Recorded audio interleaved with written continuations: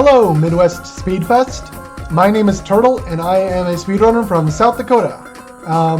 And I have a game for you. It's called Pit People. This is the any percent category, and this game is good. So let's delete my old file and get right into it. So, Pit People is a game that does not have permadeath. I just turned on permadeath. Whoops. All right, great job, Turtle. So let's not turn on permadeath because that would ruin a run. Pit People, a game that does not have permadeath and also does not have an intro because I skip both those because it makes it faster.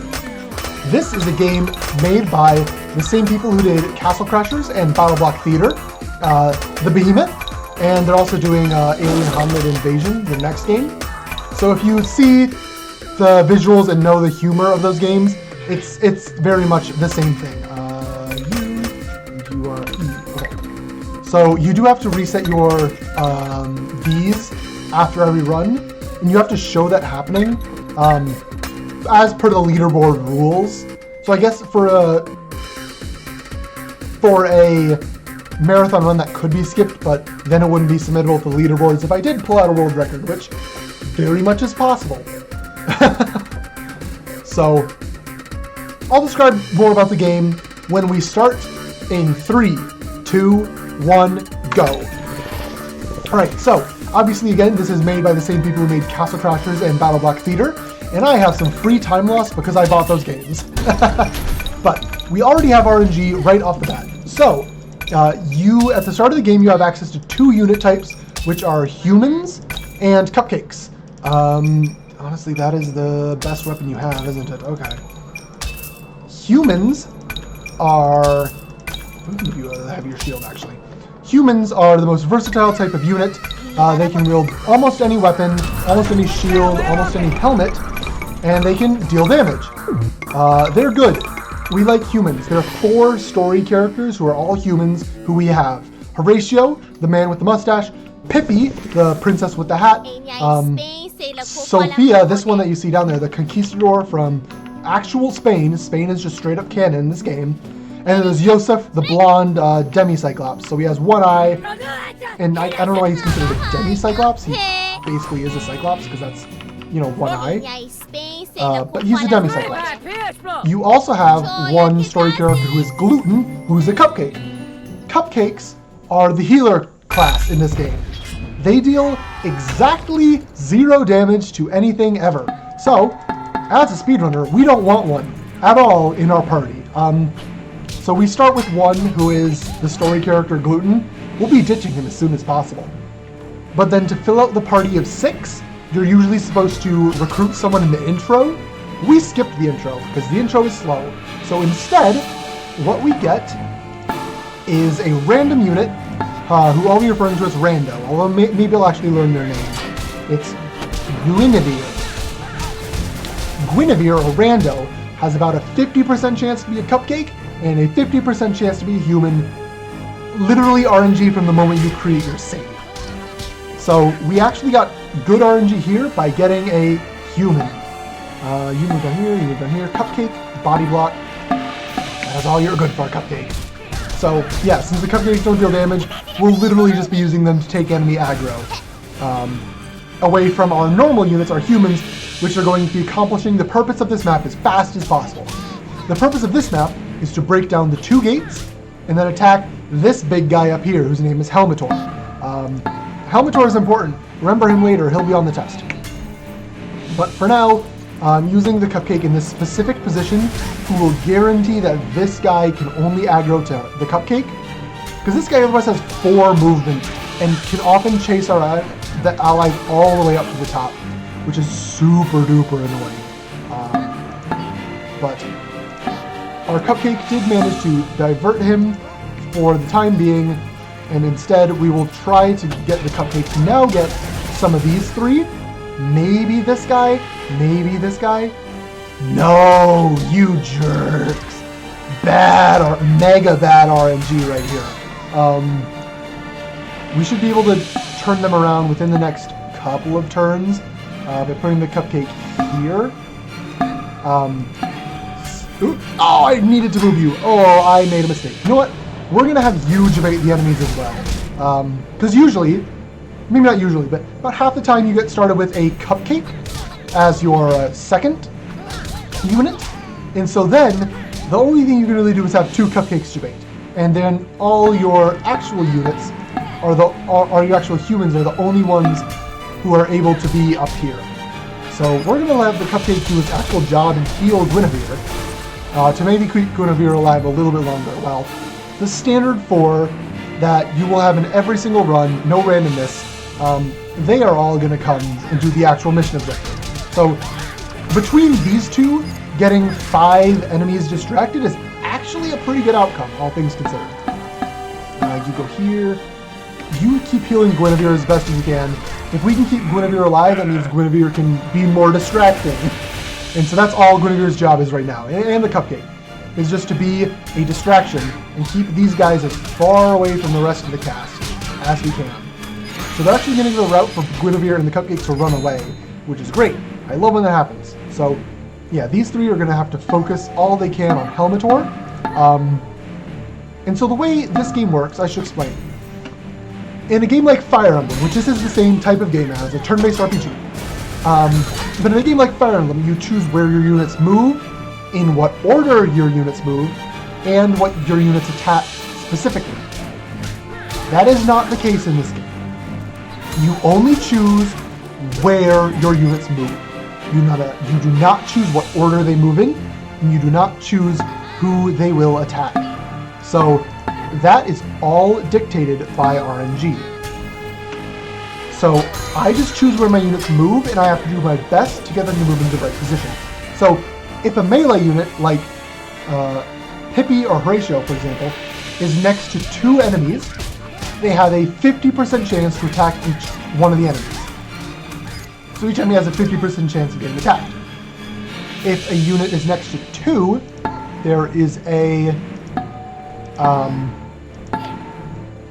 Wow, you two are doing a very good job of surviving and debating them back here. Good job.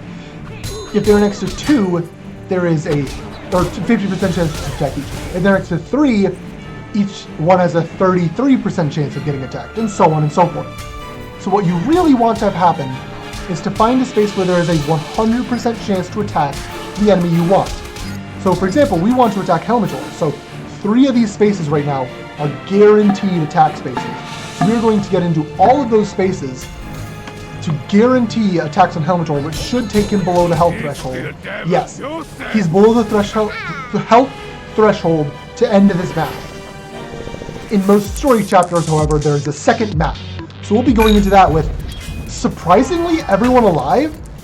Usually the cupcake is dead by this point because we leave it back to die. But Guinevere was actually taking most of the damage here. So, like, Guinevere survived, which is cool enough. But yeah, the fact that all of our units survived is legitimately really rare. Usually you'll come here with 4. Is about what's average. Hi, Yosef. But having the cupcake and Guinevere is just a little bit of extra safety now for this map. So, let's see. For most maps, not the first one luckily, but for most maps, including this one, the number of enemies that spawn is actually random too. So this map can spawn between 3 and 5 enemies. So we actually got average number 4. But we only actually have to defeat 3 of them, luckily enough. And the reason for that is because, you move here, go. Because this game has a recruit mechanic. So normally the end goal of the chapter is to kill Helmetor, which you'd think killing 1 unit would be faster than killing the other 3. But if we leave Helmetor alive, what we can do is way, way better actually. We can recruit Helmetor to our side. If he's the last unit remaining, if you have a net user like I have Sophia, you can recruit that enemy to become an ally. And so Helmetor is the type of unit called the Cyclops. Like, look at how big he is, look at how much extra damage he does. Cyclopses are insanely strong. Like, they are so good. And since we're guaranteed to find a Cyclops on Chapter 1 that we can recruit, we will immediately do so and replace Gluten, who again is the cupcake, will do no damage to anyone ever. So very much like not useful, borderline useless, as a matter of fact. Really can only do things like tank and occasionally heal our units, but we'll be doing that through other means anyways. So yeah, we'll get Helmetor, recruit him to our side, and he will become our main DPS for the entire like middle section of the run. He is super duper good. So you stay there, you go there, I'm here, you're gonna go up here. You two boys take the bottom one. Okay. We really want to focus down the archers as fast as we can, because the archers, their AI will run away from us. And that's annoying. I don't like that. So I hunt them down as best as I can. Like this guy right now is entirely trapped, which is beautiful. So you, actually gonna move you down here, you go up. You two start getting around back, chasing back towards the rest of the group. So there we go. Hopefully we'll be able to take out this guy this turn. Yep. This guy will fall next turn, and then we will be done.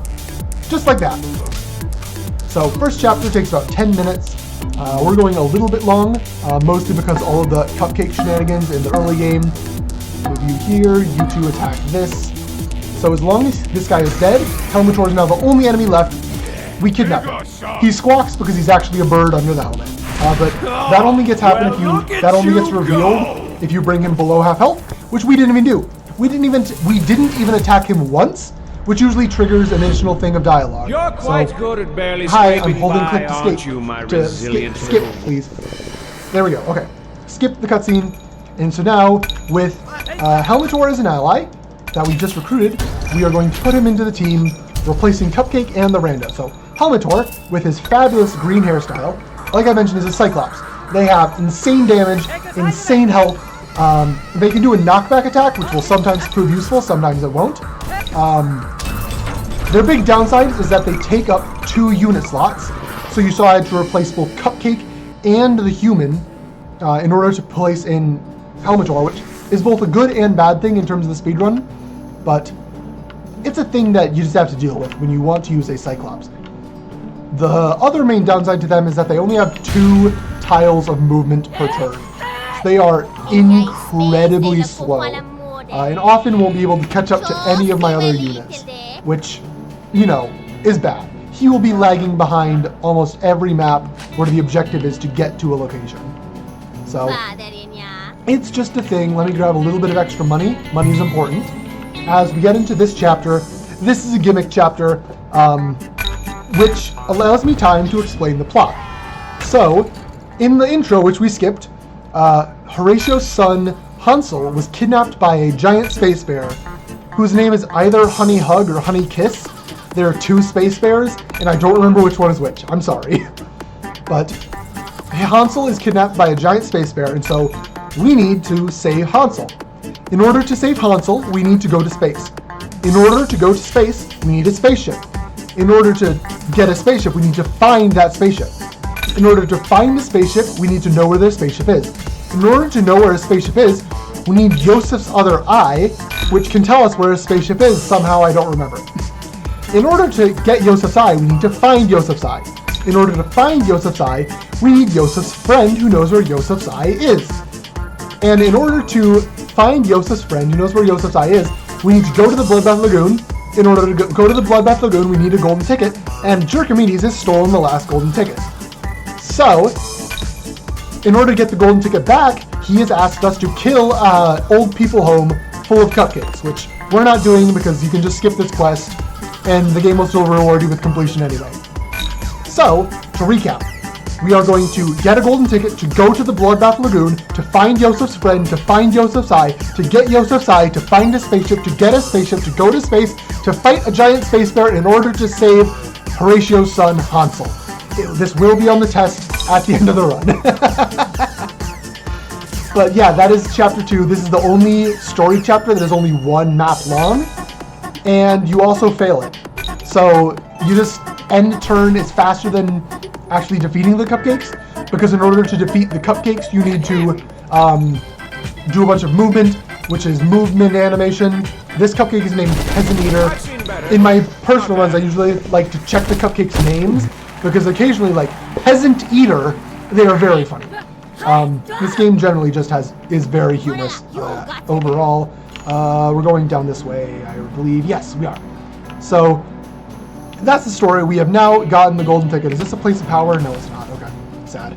I want money, which I can get from the overworld, but I'm not running into much right now, which is a little unfortunate because we want the money to buy nitro, but we'll figure that out later. It's fine. Yeah, only 250 gold means only 1 extra nitro, so we get a little bit of gold for failing the quest, but it's not. So I want more money so I can buy more nitro because map movement. Let's talk about that. So there are 5 overworld maps in this game. It's randomly chosen which one you're on, and within that map, it's randomly chosen what your actual spawn location will be. Actually, I know what this map is. I need to go around, which is out of there. But do I need to go around this area too, or can I go through it? I don't remember if this is a way through or not. No, there's not a way through this. Ah, dang. I know there was a way through from the fire area, but didn't remember there was a way through from that. But, right, there are 5 maps. Actually going to destroy you, grab some money.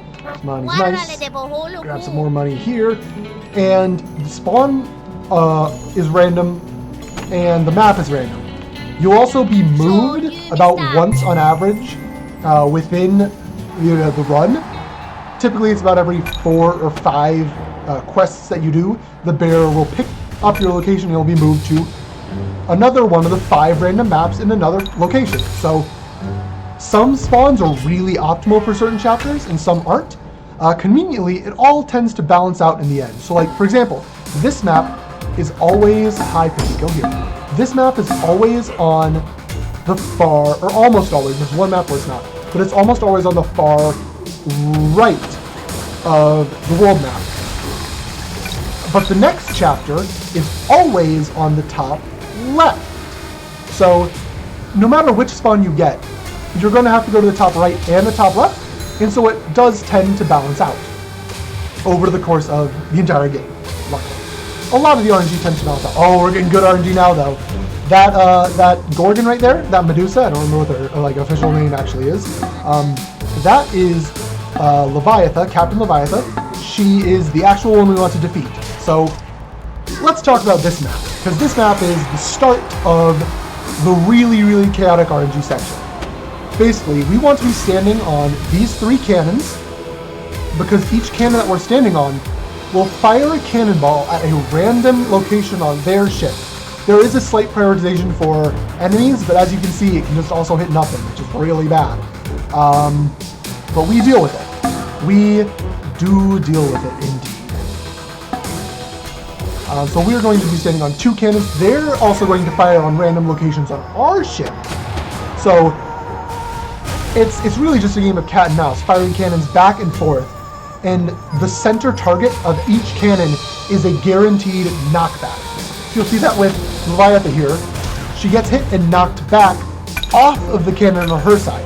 So the same thing would have happened if I were to stand, say on this spot, on this cannon on my side. I would get knocked off the cannon and it would be pointless. So what I do is I just use what cannons I can and avoid the ones that knock me back and just hope to RNG that my cannons will hit an enemy and knock them off of their cannons, so then I get attacked less in the next turn. But, okay, this should be enough to trigger the next phase. No, it's not. Oh no. Oh, I'm not a happy camper about that, actually. That's rather unfortunate. We can only fire 1 cannon this turn because their RNG just decided to disable 2 of my cannons. Again, if I stand on either of these spots, I will be knocked back and I won't use the cannon. So it's pointless to stand there, you just take damage for nothing. Oh, that has like a 5% chance of happening. And now I'm firing 0 cannons, so yeah, this has spiraled a little bit out of control. Not a fan of that, but we will be able to stand right there. As long as this guy doesn't knock me back, which again, about a 5% chance. It's a little bit less because Sophia also has a chance to dodge. But, oh my goodness, yeah, that was bad. Yikes. So as long as Sophia's cannon hits now, we should trigger the next phase. Okay, I saw a knockback and it was Yosef, not Sophia. Sophia's cannon, if it hits Leviathan, I'll be extra happy, but no. So it hits. There we go. We'll trigger the next phase of the fight. So the cannons now no longer matter. And all that matters is defeating this snake enemy and also chanting along with the crowd here. Chog, chog, chog, chog, chog, chog. I think I got a little bit off there, but I'm trying to be intentionally loud so that the mic picks me up because I don't know how to audio balance. I'm sorry. So now all we have to do to end this map, there's another map after this, but to end this map we have to defeat Captain Leviathan. So she took 2 cannonball hits, so she's already tanked some health, and she moves right into range of Helmetor, who is our biggest damage dealer. You'll see right now how much he can do. And again, he only has 2 movements, so he's very slow, but he managed to catch up super well in order to beat the crap out of this giant snake. Bit, 19 damage. Like, that's oftentimes more than 2 humans combined. It does have the unfortunate effect that it knocked her back, which is really bad actually, because now she's away from Helmetor, but we're going to do our absolute best to try and get back around the rest of these humans and into the fray to beat up Captain Leviathan. If Helmetor hits the 1 and 3 to hit her, no, okay, he doesn't. He hits some random, but if he hit that 1 and 3, it actually might have just been enough damage to defeat Leviathan. But she is now a little bit more exposed. This spot is a guarantee, and this spot is a guarantee. So we can put, oh, she spawned a minion. Damn it. Of course she spawned a minion.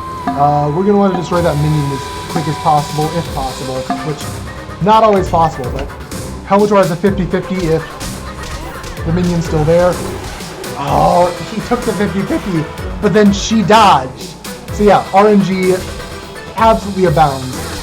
Luckily, again, she's moved into a very poor defensive position, where there are a couple of guaranteed spots to hit her, right here, and right here. So I'm going to be oh, and behind her. Okay, good. So I'm going to be moving like all of my units into spots that are guaranteed to hit her. And so long as she doesn't dodge, there we go. We've defeated Leviathan. That was a little obnoxious. Again, the number of enemies that can spawn on each map is random, so we got a lot of extra spawns there, which, yikes. But also the audience is chanting again. Chog, chog, chog, chog, chog, chog, chog, chog, chog, chog. This big, beautiful striped fella here is Chog. If you remember, the reason that we're here is to find Yosef's friend. Unfortunately, as cool as it would be, Yosef's friend is not Chog. Yosef's friend, for now, is a mysterious voice coming out of Chog. So, we'll see where that leads in a sec. But the strategy for this map is to send the 4 humans forward. Because if you just saw, the 4 humans, unless you are ridiculously unlucky with your damage rolls on all 4 humans, the 4 humans are guaranteed to take out a tentacle in 1 turn, and all 4 of them attack it. So I will be sending all 4 of my humans to attack the tentacle, while I leave Helmetor back to deal with these guys, who you can see, right now Helmetor is considered an enemy. A red unit, an enemy. That is one of the things that that little floaty guys called Octoclopses can do. They're one of the most annoying unit types in the entire game, bar none. They only appear for this map in terms of the speedrun. So, we just have to deal with them here and then it's done. So, please only spawn 2? Yes, this one can spawn 2 or 3, so 2 is good.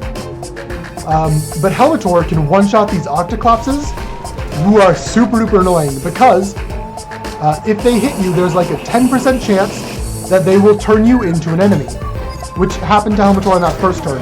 It can't happen 2 turns in a row, so it can't happen right now. But, like, theoretically, you could get just walloped multiple turns in a row, or every other turn, and lose so much. Because when Helmetor is turned into an enemy, he cannot move, He cannot attack. Basically, he's useless.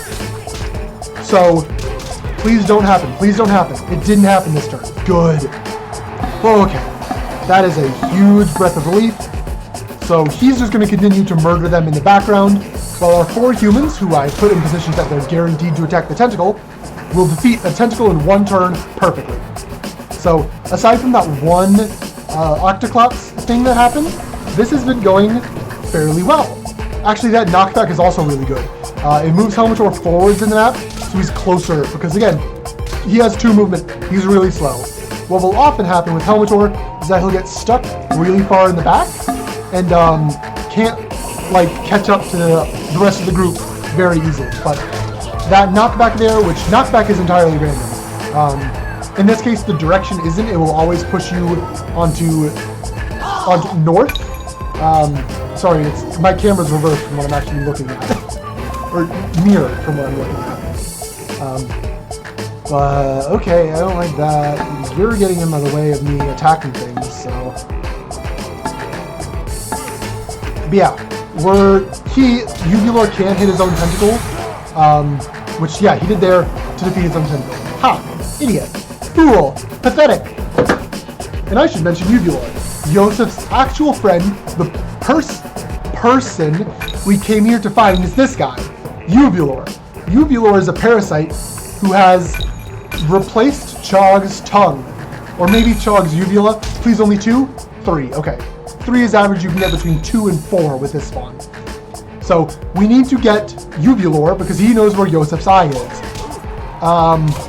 Unfortunately, Uvulor does not want to come along and help us.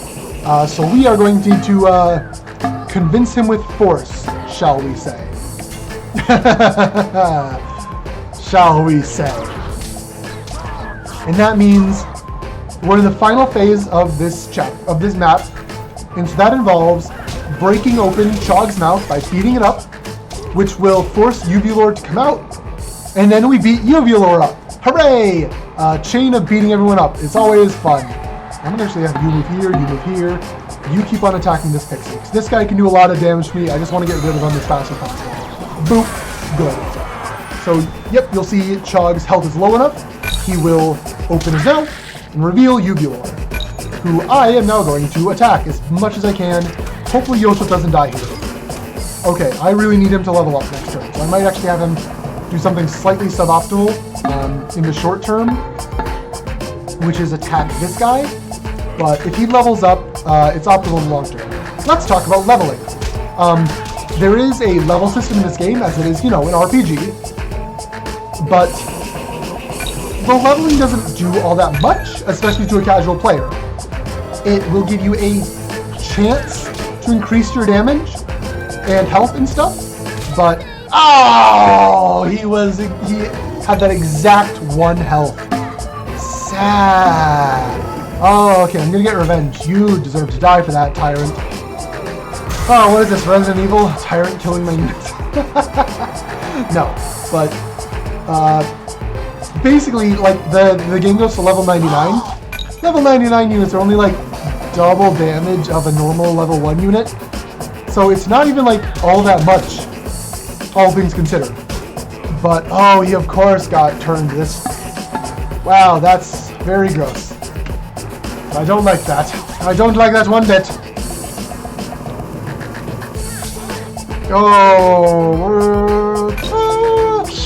Usually you want to take out Uvulor in 3 cycles of opening mouth and Uvulor. This might be a 4 cycle, just because I've gotten bad luck. Which is a thing.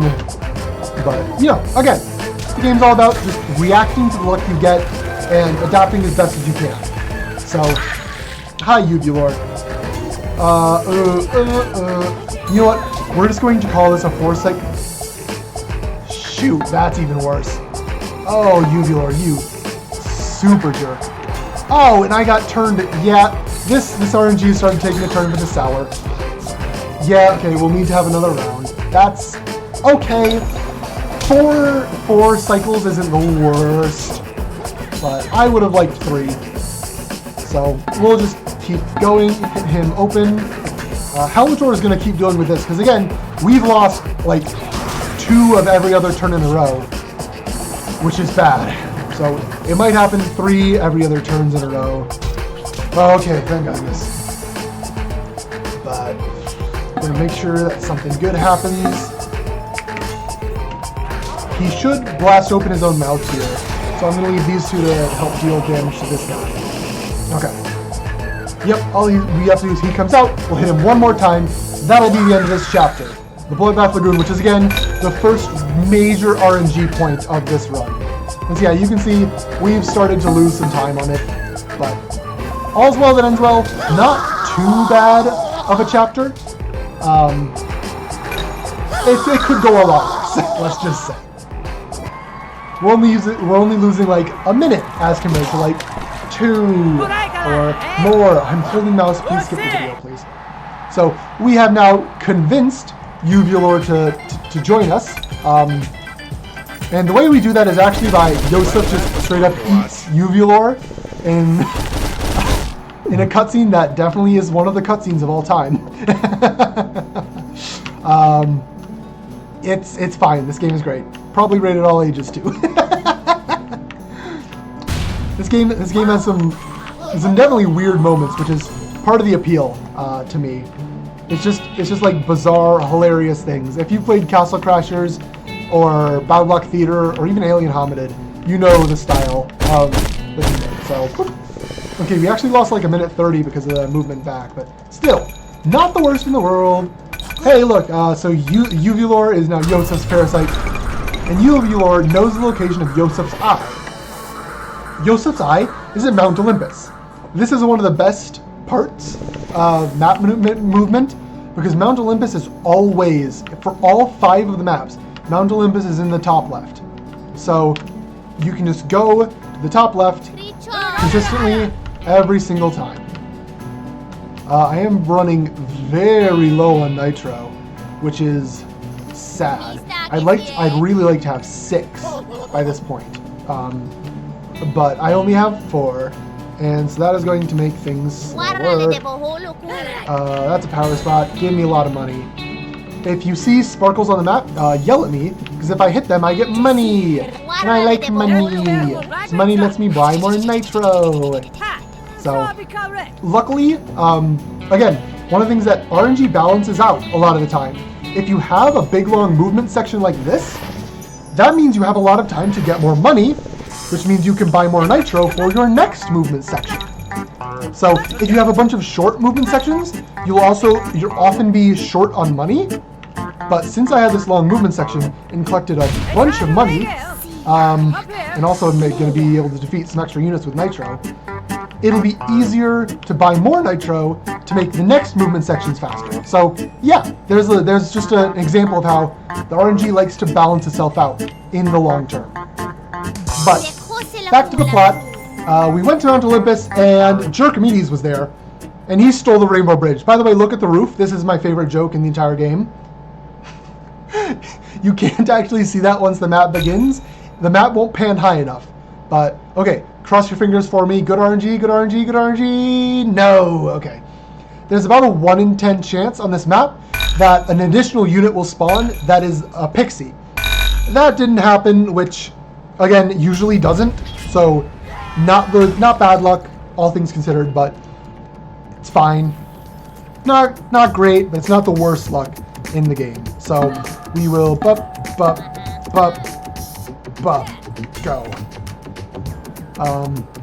Right, lore. So Jerkomedes was at the Rainbow Bridge, and he decided to be a jerk, as is his name.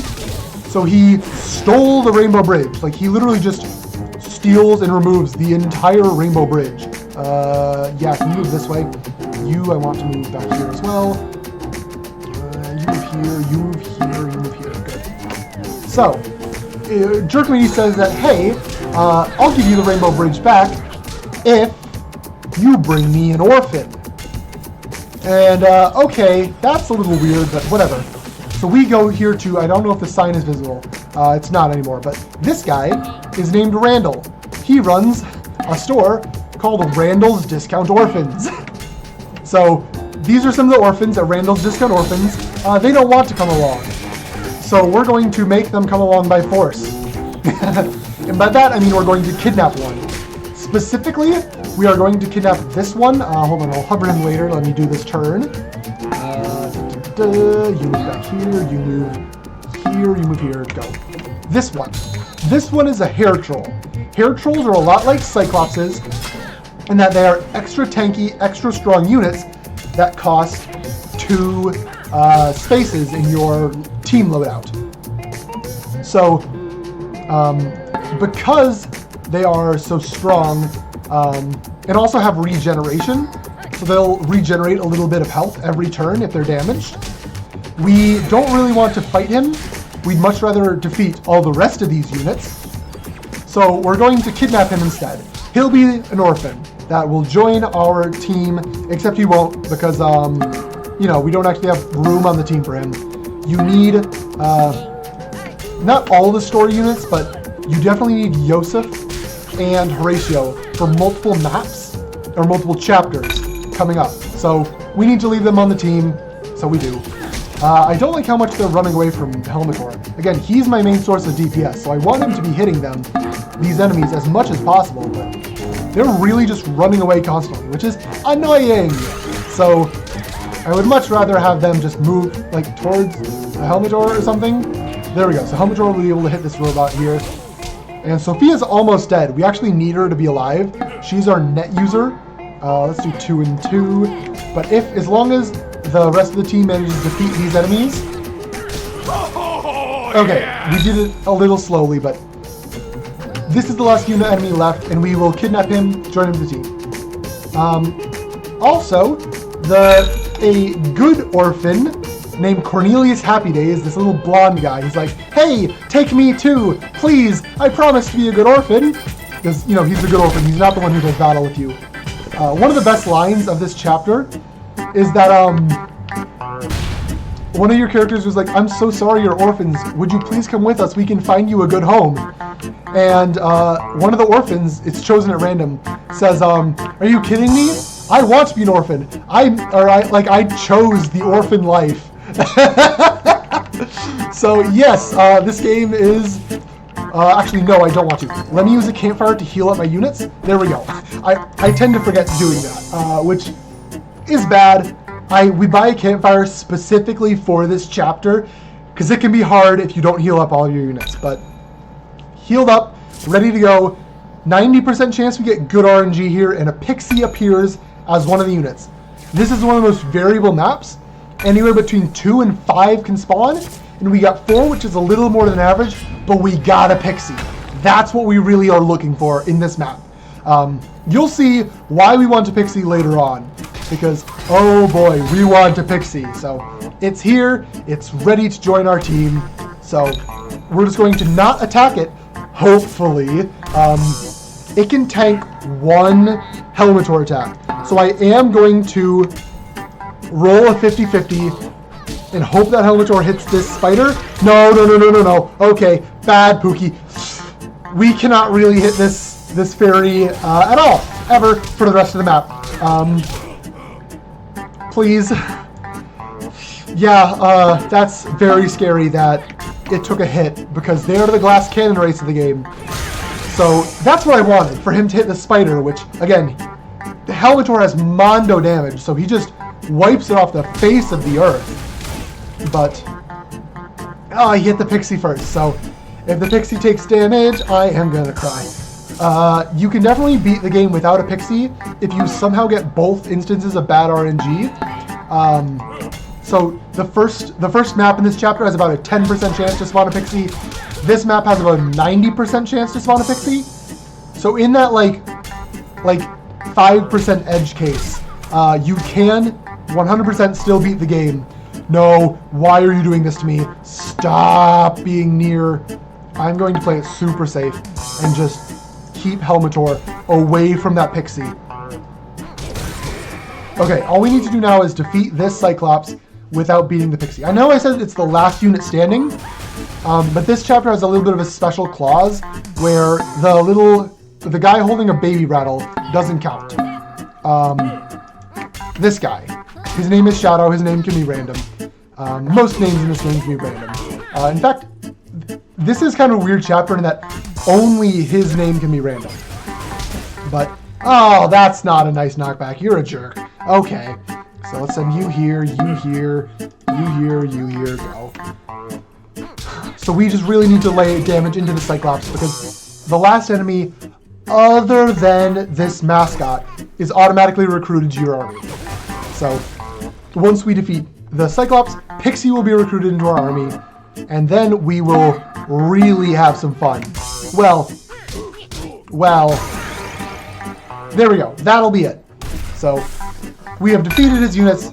Jerkmes gives us the fairy, who will be named Puppy Person. So if you hear me refer to Puppy Person, that is the name of the fairy. But I am going to remove the puppy helmet. One, I am a cat person. I don't like dogs. They bark and smell and are annoying. Cats smell, but they don't bark and they're not annoying. They're cute. So yeah, we'll be removing the helmet for that reason. But also, helmets are bad. They lessen evasion. And so evasion is something that you'll see me relying on actually quite a bit. It's definitely more consistent than when I play Fire Emblem, which I like. I love the series. Helps when I also love this game, which is, you know, a Fire Emblem game made by the Behemoth. Let's grab this money. I like money. Yeah, you can see I'm out of nitro. So this movement is slow and tedious and slow and bad, and I want to move faster. Let me have money so I can buy nitro, please. Pretty please with that cherry on top. It's whatever, it's fine. So, and split. Yeah, so we're down 4 minutes over world record, which hopefully will be speeding up, but oh my god. Okay, so daily quests. The daily quest that spawns in is random. You don't get to choose it. Some of them are impossible to do in the speedrun sense. Hi, I want you to have a big sword. This bonus damage, bonus crit percent, less damage. So let's give you this. Cool. Spent a little bit of time thinking about that, but it is fine. Well, that was weird. Yes, yes, it was weird. That's kind of the point.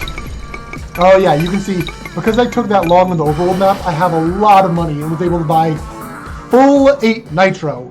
Good. So I'm immediately going to be using this plot. We now have the Rainbow Bridge back. Jerkmes went and put it back for us. So let's go to Mount Olympus.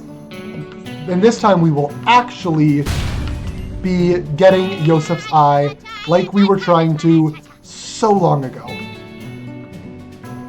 I'm going to use my nitro a little bit sparingly because I want to save more of it for the next chapter. Some chapters have more movement than others. So for example, in the last chapter was the most movement of all. This chapter is you only have to go there and not back. You'll get automatically warped back at the end of this chapter, which is great. So let's talk about this chapter. This chapter, if you notice, all the other ones except Treat Retreat have had 2 maps. This chapter has 4 maps. It is ridiculously long and annoying, and I don't like it. Especially because for the first 3 of those maps, they are stealth maps with almost no RNG. The first 2 maps in particular have 0 RNG. Everything is consistent as long as I move the same. So, you'd think that'd be good, but it's boring. It's really boring. Nothing interesting happens in this map. You just do the exact same movement pattern every time. So, there's some like optimal movement, but it's just like, it's the same movement that I've done last time. It's the same movement that I'll do next time. It's boring. So this in a marathon run would be a great time for a boatload of donations. There's nothing I can do to speed this up.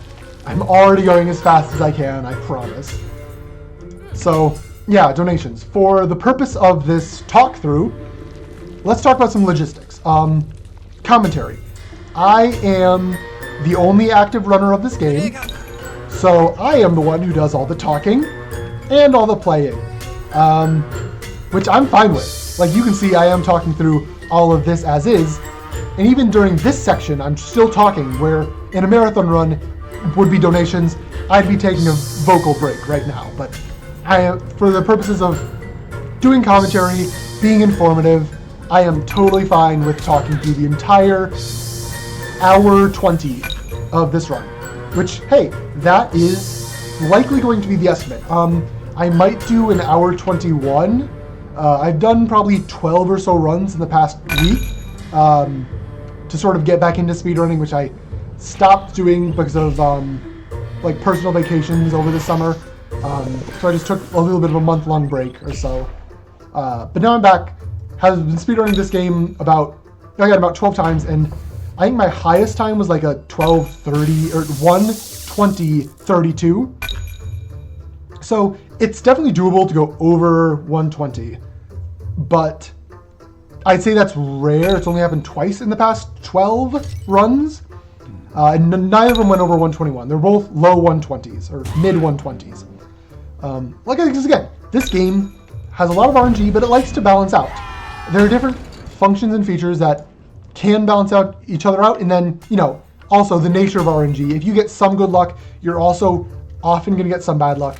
It's really rare to get bad luck on bad luck on bad luck on bad luck. You can also fail maps and still come in sub 120. There are a total of 15 maps in the run, and each map takes like 5-6 minutes. And so if you're on world record pace for 114 and you lose a map, then you are still able to come in sub 120, because 4 or 5 minutes added to that, you're still like 114 plus 6 minutes is 120. So it's not that like RNG can't completely kill the run, ever. Even if you don't get any pixies, you are guaranteed. My pet tortoise is eating lettuce right next to me. Oh my god, good morning, Bunny. It's like 9:30 at night, but he's finally decided to wake up and eat his lettuce. Oh, that's so cute. He's eating a lettuce. Oh my god, that's so cute. Now I've made a lot of high-pitched noises, so he's hiding. I'm sorry, buddy. Aww. Aww. His name is Jim. Anyways, again, this is time in actual run. Donations would be happening, so whatever I say does not matter. Except, I guess, at this point, I probably would try and start picking back up commentary, because you saw I skipped the second map. Thank God the devs allow you to do that, because there are usually 3 puzzles that you have to go through, which are long and tedious and tiring, and I don't want to do them. So we're on to map 3, the final stealth map. This map does have RNG. This guy. Minotaur is a Cyclops who, okay, he has about a 10% chance to knock you back, which if he does, you redo the map. You will die, the map will have to be restarted, but it's only about a 10% chance, and since this is probably the shortest map of the entire run, if he knocks you back, it's only like a minute of time loss. So you just take the 10% chance again. You run straight at him and just say, hey, don't knock me back, please. So it's not all that bad if he does. But we are now on to the 4th and final map of Mount Olympus, which this map is actually a map. It is one of the funnest maps in the game. Actually, hold on, you should go on the launch pad. There's just so much going on here. So, objective of the map, you have to defeat enemies and take their parachutes. As you'll see when the next turn starts, we are trying to jump out to escape Mount Olympus now that we have Yosef's second eye. Because the Sphinx up top that you can see is guarding the real exit. This is also a thing that makes this map interesting. Every 3rd turn, the wind will blow, and all ally and enemy units on the entire map will be knocked back. Random distance, random direction. So, very much chaos. You need to react to things, which is, again, what I find fun about this run. It's just, like, being like, okay, this is my situation. I'm going to react to it like this, and I will hope. Oh, hey, get on the launch pad. Thank you. So yeah, we'll use the launch pad to help slow-moving Helmetor get over here. If you're really lucky, you can get him over here on turn 1, but this is now turn 3 because I've gotten a little bit of bad luck with him. But it's fine. Again, bad luck you just deal with as best as you can. So you come here, blow that up. You hit one of these two. Okay. So yeah, we need to get a parachute for each of our 5 units. So we can see here's a parachute. The enemies will drop them once killed. There is a chance that a glitch will happen, that a parachute will like remain on the ground even after I've picked it up. And if that happens, all of your units can get that parachute. You can get infinite parachutes with that glitch. So I would love if it happened, but it's rare and I don't know exactly what causes it. So we didn't get it with that parachute. It's I think only happened in like 2 or 3 of my runs total. So, you know, you just gotta hope and pray and pray and hope. But getting 5 parachutes the normal way isn't all that daunting, all things considered. We have a fairy who deals mondo damage.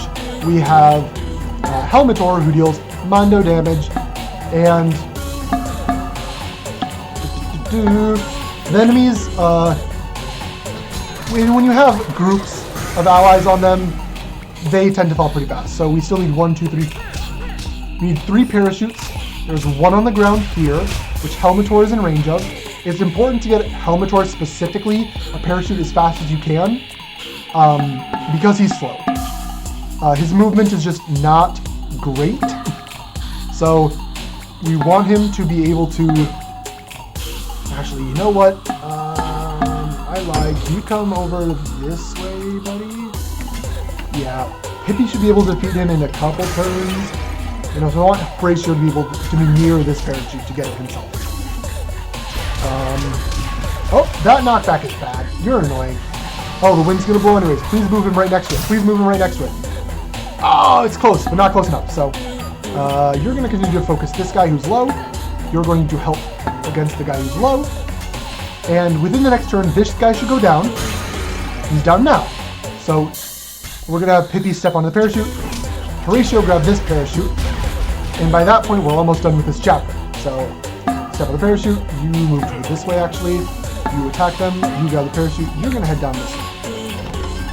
So that's all 5 parachutes gotten. None of them were infinite parachutes, which, oh well, I guess. It's fine. That triggers the end of the map condition, which is Marshall. Marshall is a giant floating baby head. And if all 5 of your units are alive, it's actually very consistent to be able to one-round Marshall. So as long as all of my allies are only next to Marshall and not next to either of these guys, they will blow up Marshall in 1 turn, perfectly done. That's chapter 5. Again, starts really, really boring, but ends with that, this map, which is, again, what I think probably my favorite map of the entire run, just because there's so much going on. Parachutes, launch pads, the wind, Marshall, and hold and click. Please skip the cutscene. Okay. And now we are on to chapter 6, which I would consider the start of the late game. Skip.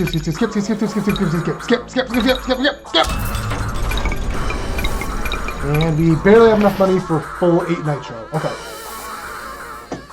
So, we have Yosef's Eye, and Yosef's Eye tells us that there is only 1 spaceship left ever in like the entire world. And conveniently and inconveniently, that spaceship is owned by Jerkomedes, the guy who told us to murder cupcakes in chapter 2 and stole our rainbow bridge in chapter 4. He's back! He's like the main human antagonist of this game, because the Space Bear is the actual antagonist of this game. But we deal with Jerkomedes more because, you know, Space Bear can only be dealt with up in space. So, Jerkomedes, he's taken a nice spot A, he doesn't want to be disturbed, but we need a spaceship, so let's disturb him. Hello, mouse? What on earth just happened? So, after the previous chapter, which was very much, you know, stealth map, stealth map, stealth map, they decided to make this chapter a stealth map.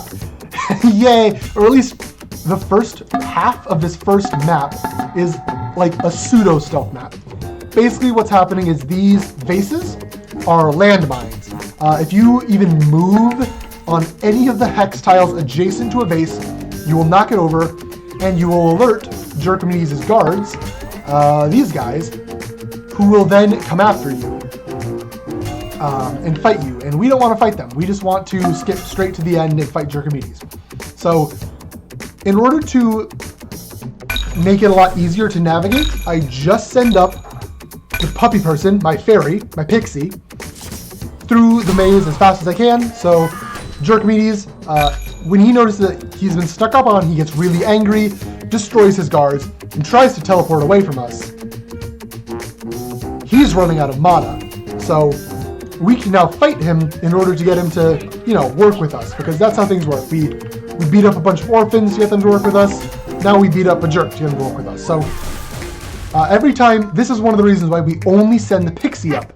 Every time you hit Jerkamides, he will teleport a random distance and a random location. So if all of your units are surrounding him, and one of the weaker units, so not Helmetor and not Puppy Person, hits him, he'll teleport away, and then your Pixie and Helmetor won't hit him. So by sending only Puppy Person up here, we can guarantee that the only person to hit Jerkamides is the Pixie for maximum damage per turn. So that was really lucky, actually. He has a really high evasion chance, so Jerkamides can just dodge your Pixie's attacks all the time. Really, really annoying. But we hit 3 attacks in a row, which is the number it takes to defeat Jerkamides with the amount of damage that the Puppy Person does. So really fast. Part 1 of Chapter 6. Great. Now we go on to Part 2 of Chapter 6, which is probably the most scary chapter in the speedrun. There was a lot that can go wrong. If a lot does go wrong, Helmetor can absolutely solo this chapter with a little bit of good leveling up. Like, you don't even need a lot of good RNG for him to solo the chapter. He can just do it. But ooh, lots of money for me to get.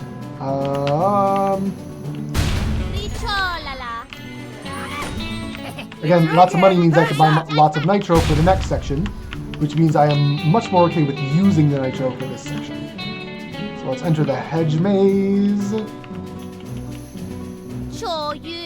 And Jerkamides is right up here. Yep.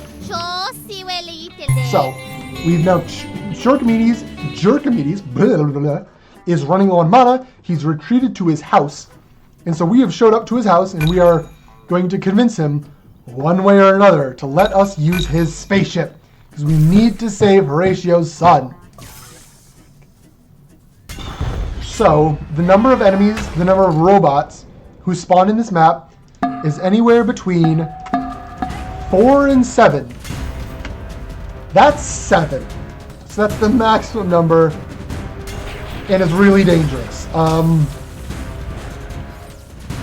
boy. So we're gonna play a lot safe, because there's an elemental system in this game. So for example, pixies deal fire damage. And the pixies are also resistant to fire, which is convenient if you're using a pixie. Robots deal electric damage, and the pixie is weak to electric and takes like double damage from it. So as you can see there, Pixie took like double damage from those, and is already at like half health, and also got paralyzed, which means it can't move to run away. So it is very, very scary to go into this fight against 7 robots. I am absolutely playing with safety strats right now, because there's nothing else I can really do to help make this chapter any safer. I put the Pixie in one of the better defending positions at this early stage of the map.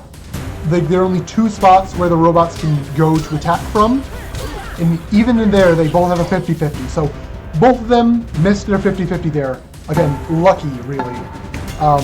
but I'm getting very, very paralyzed. And I'm not able to destroy many of the robots. So, Pixie's getting fairly low on health. I don't like this. I very much don't like this. I'm not a fan. Would not get lucky like this, or unlucky like this again, please, game. So we're actually going to try and move out right now.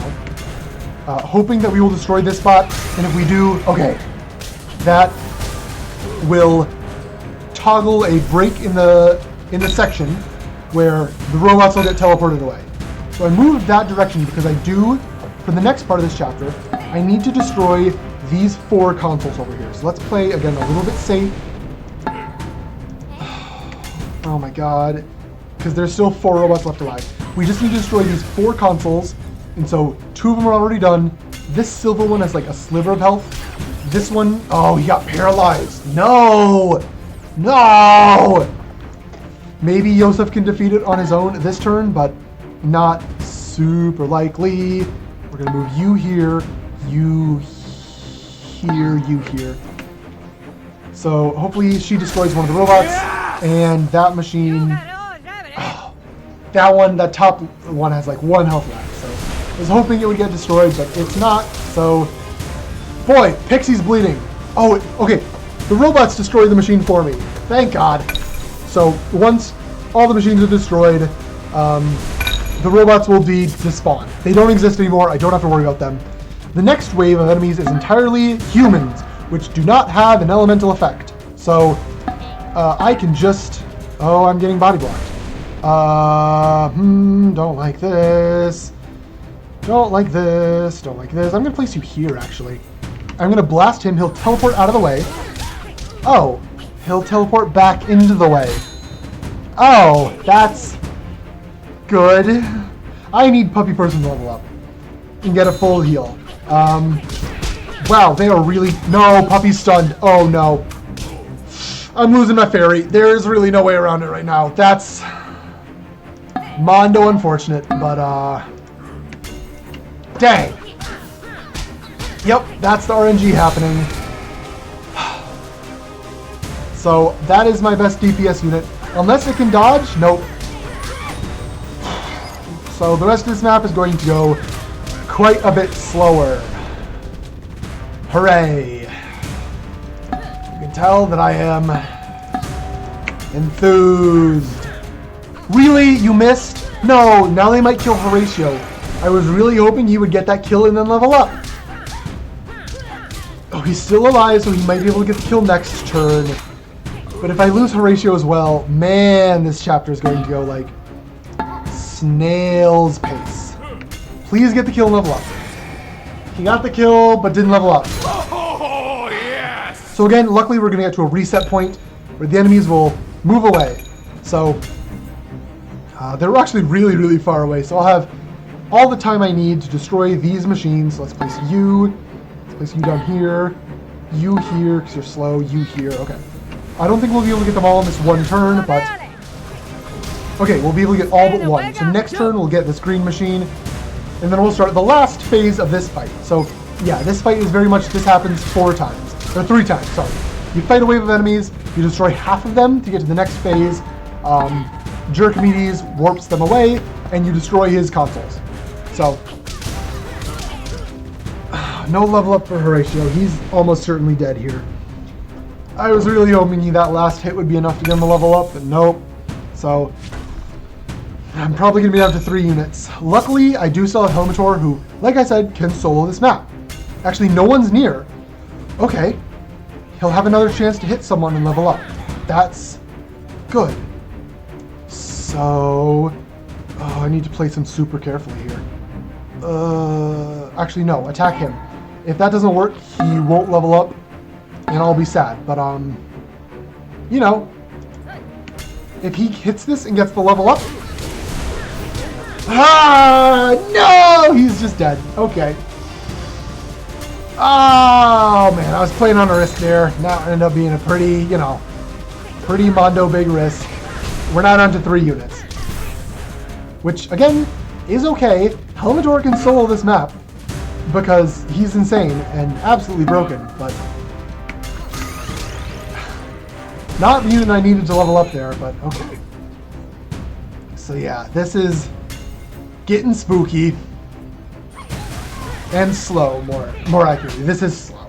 And I'm already 4 minutes behind, so this might go over that 120 estimate. Right. Every third turn on this map, Jerkamides will spawn in a bunch of trolls. I can say it's trolling time, like, you know, it's Morbin time. Good knockback. Okay, these units, when they're defeated, explode violently and deal like 30 to 40 damage. So, I was really hoping for that knockback. Helmetor, again, is big and can just tank that. But, you know, I've had a couple unit deaths this chapter. I would rather he not tank unnecessary damage. Okay. Man, we got the max unit spawns too. Yeah, this is rather unlucky. Oh my god, Jerkamides. So, there are two ways to trigger the next phase, sort of, where you can attack the robots. Wow, Yosef is dead. I'm down to 2 units. Ha! You can either defeat half of the extra units that spawned in, or you can take Jerkamides down to half health. The same thing that we did in the spa. Really, really, guys. Every third turn that happens, Hippie is gonna die here. Yes! But she did take out enough units to start the end game trigger. So now all I have to do is have Helmetor by himself take out the final 4 things. So I hope he hits the green one here. Good. He can one-shot each of these, so it'll be 4 turns as long as these guys don't get in the way, which they're going to. I know they are, because that's how this game does. But boop, there's 2. All we need to do is get him. Oh, they're body blocking. You jerks. And it's every third turn, so it's trolling time. Luckily, I can also knock them away. And okay, I'll have a spot to move to right here as long as I don't get knocked back. Good. Yep. Welcome to what happens when you have bad RNG. You just say Helmetor, solo the map, please, and he does. Okay, I was about to say that knockback was actually good, but it slowed him. But it did move him towards the consoles. So if I put him here, no, I'm actually gonna. It's trolling time. Of course, it's trolling time. Let's do this. If he hits the thing, okay, he hit the thing. So sorry, if he hits the enemy, that would. Don't flip him. Don't flip him. Don't flip him. Yes, we can end this turn. Move here, please. Okay. So if he hit that enemy, it would have exploded, which would have dealt a lot of damage to Helmetor, but also would have destroyed the machine. He hit the machine, which destroyed the machine. And then next turn, I was able to move him to 100% position to destroy the last machine. Helmetor can solo this map. So we are getting an example in this discussion. Talkie Turtle gives a talk about how the speedrun goes for marathon and commentary. That's the word I'm looking for commentary purposes. So yes, Helmetor can solo this map. Even in like the worst cases, there is still a method to a progression, and so we're only losing like a minute over world record right now. Maybe a little more because I still have to go all the way back home. But yeah, so look at how much damage and tanking he did, because no one else was really doing anything or tanking. So yeah, he sold the map and really saved my hide there. Oh, thank you, Helmetor. Gonna be a little bit cautious on the nitro use. This is a full mountain range blocking my path. Love it when that happens. Love it when that happens. Use 1 here because it's a mostly open field. Ooh, money, money, money, money, money, money, money. Money, money, money, money, money, money, money, money, money. SpongeBob, me-boyo, give me the money! Okay, hopefully I'll have enough money to buy split. Oh boy, we're actually 6 minutes behind. Yikes! Yes, this is one of the worst runs I've had in a long. What I'm doing there is actually a faster way to buy nitro, by the way. There's a cooldown if you just hover over it and mash click. You can't like buy one every time you click. There's a cooldown of like a second or so, maybe like half a second. But if you move your mouse off and then back on, it resets the cooldown. So by doing that, I can purchase nitro quite a bit faster.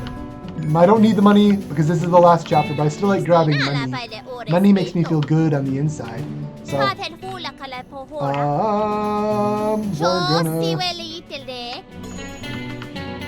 This is a good spot for nitro. I'm gonna use 3 of them because there is a little bit of... there's a little segment where... Okay, I should have used that 3rd one a little earlier, but there's a little segment after the final hit of the game where you have to do movement, and you want optimally 6 nitro, but I think it's better to use a 3rd nitro in the overworld, and then be a little bit slower in that ending section. So it's a trade-off, but yeah, I have 5 nitro, which is still fairly good for that ending section. And now, we are on to the final map of the game. Sorry, the final 2 maps of the game, the final chapter of the game.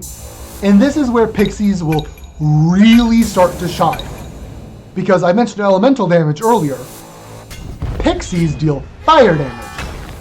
Fire is strong against fur. And if you haven't noticed, we are on a giant space bear who's covered in fur. So, Pixies dealing AoE fire damage absolutely can obliterate this fur with a little bit of good luck, admittedly. Because the fur means that the Pixies have a lot of different possible targets to attack. So sometimes they'll attack the target you want. Sometimes they'll attack a different one. So from here, the Pixie has something like 6 different possible targets. And it attacked one that I didn't want it to. I wanted it to attack one of these furs here. But that's fine. As long as we keep destroying fur, we will still keep creating a pathway for specifically my Pixie, who I made a hero that has 4 movement. I want it to just bum rush this ending.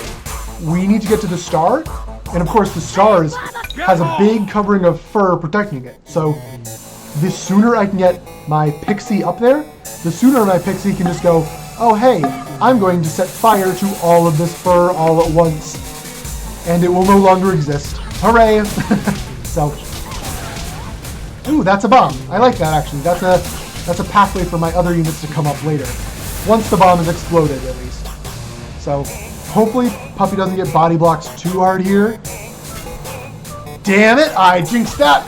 I mean, I didn't jinx it. That was gonna happen anyway because the AI loves to body block like an absolute jerk. So I'm actually gonna move you back here. You come up a little bit. You move up into the body block actually. You here. You here. Go. You'll notice that we also have AI companions in this section, including an AI fairy, but they're useless. They are extremely risk averse. Like, they won't move into bombs, they won't move into bear traps, they won't move into fire, which I won't move into bombs or bear traps either, unless Pixie, because Pixie can fly over the bear trap. But, like, I'll move into fire, I'll move Pixie over bear traps, and I also am very much more Unga Bunga, whereas the AI will be like, oh, but what if we defeated all these enemies before progressing? No AI, that's slow. We are trying to go fast, please. So, they can be useful in basically taking enemy aggro. So hopefully this enemy cluster stays aggro to these two, to ahahah and Spartacus. I love the names of this game. Nope, okay, of course. They're generally still attacking my units. Great. No, that's great.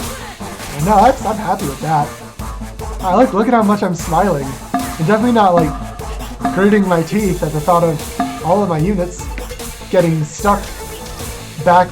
Hey, look, you guys do not need 3 units to defeat this one Pixie. Your turn has been entirely wasted. Okay. Ooh, okay. But at the same time, we do now have Pixie up into the front. Pixie has also triggered this bomb, which is going to likely destroy this fur. And there's a lot of fur now that's missing. So that means we are now starting the end of this section where I need to do math. Basically, I want the Pixie to be standing in a spot where it has as high of a chance as possible to hit the fur. So from here, it has a 1 in 1, 2, 3, 4 to hit the fur. So we took this option, which was still actually a very good option because it exposes the space for a melee unit. If a melee unit stands in this tile that I'm hovering, it will have a 1 in 1, 2, 3. A 1 in 3 chance to hit the star. So this section is really just about optimizing that map and getting your units in the best position possible to hit the star. Actually, yeah, Yosef, go here. You move forward to here. So this is a 1 in 1. Pixie is guaranteed to hit the star from there. Beautiful. Unless an enemy comes within range, which can change that calculation. But in fact, an enemy is likely to come into range here, because of course they are. No, they're not. This is still a 1 in 1 for the Pixie. This is a 1 in 1 for melee unit. This is a 1 in 2 for melee unit. So we should be able to end this map on this turn. Yeah, Sophie got the good luck, and we're barely short. Okay, next turn for 100% sure. Like, there is no way that everyone will miss. So I can just hold spacebar to end turn. Oh! We didn't even need the next turn. So the Pixies, when they do their explosions, they can have a random chance, because everything in this game is a random chance, a random chance to create fire on the ground. And that fire actually dealt enough damage to the star to end that map. So there we go. Here's that ending. Great. That actually was a really good Chapter 7 Map 1. And now we're on to Chapter 7 Map 2, the final map of the run. Hold on. No. I meant for you to come here. There we go. Confused my units there for a little bit. So this map, it looks like you're targeting the star. You're not. You are actually targeting this fur right here. As soon as that fur is destroyed, we are done with the map. And that's not time. There is a little bit of an ending segment afterwards that also needs to be done. But all we need to do is hit that fur. And again, the Pixie can one-shot that fur if it gets within range too. So, that bomb is a little bit, I don't know what to think about it. It's actually really good, but at the same time, actually I know what I'm going to do. Okay. Yeah, the bombs are random. You don't know which fur the bomb will be under. And they deal massive damage. If you get bombed, you are just crying in pain. So I'm going to keep the fairy away from the bomb and destroy that fur, which is the only thing the fairy can target. The bomb destroys basically everything else in that area, and now my fairy has a wide open road to progress through. So the lawnmowers, that always happens on turn 3 of this map. The lawnmowers will create some paths, but often they're body blocked by this Victoria, this girl right here. But since the humans are down here, and that bomb went off right here, there's literally like nothing in this wave of stopping Pixie from just sprinting through. I'm also going to send Horatio up to come help. And okay, Yosef got knocked back. These two are mostly just going to act as damage. Not damage. They're going to take aggro from these enemies. And in the meantime, Puppy Person is going to sprint towards this, because one good explosion, one lucky hit, is all I need to end this game. And so that's what I'm going to do. Move forward. No, let's actually move here. Psych. Wow, okay, that was a bad knockback from him. Yikes. And he also got stunned, so yeah, mega yikes. Okay, that bomb is actually okay. So now we're going to get the spawn of the final boss of the game, Ursa Major. Now, you don't actually have to defeat Ursa Major. Again, you just have to hit this particular fur. And a great thing about having a fairy, again, not only just this fur, but this is a furry creature. Trollmons are considered furry. I think this spot is better. Yes, it is. Okay. So, oh, she got stunned in the bomb radius. That's going to hurt. It's fine. We actually legitimately have a chance to end here. No, or it'll attack this. But, again, that's what I was just about to say. Fairy versus Trollmon is one of the most lopsided matchups in the entire game. Trollmon are weak to fire, and they take up 3 spaces, so AoE attacks can hit them 3 times. So my AoE fire attack is dealing extra damage thrice. No, go through the fire, please. Actually, wait, hold on. There was a better option. Okay. And he's stunned. Okay, he's taking aggro. This could be the end. No, okay, it didn't hit that first. But, once again, we get to start calculating percentages. From... you're annoying. From this tile, 1 in 5. From this tile, 1 in 4. Okay. So I know where I want to move, and it is... I missed a thing. This is also 1 in 5. Let's move here.